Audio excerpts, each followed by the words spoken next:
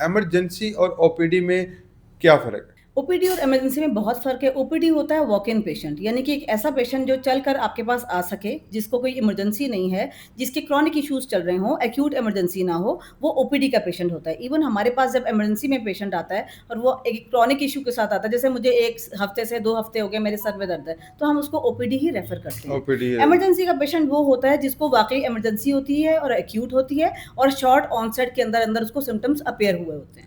अच्छा, बहुत शुक्रिया, डेफ़िनेटली ये चीज़ें। अच्छा, ये बताइए सबसे पहली चीज़, मेडिकल वार्ड और सर्जिकल वार्ड का थोड़ा-सा फ़र्क भी बता दें प्लीज़?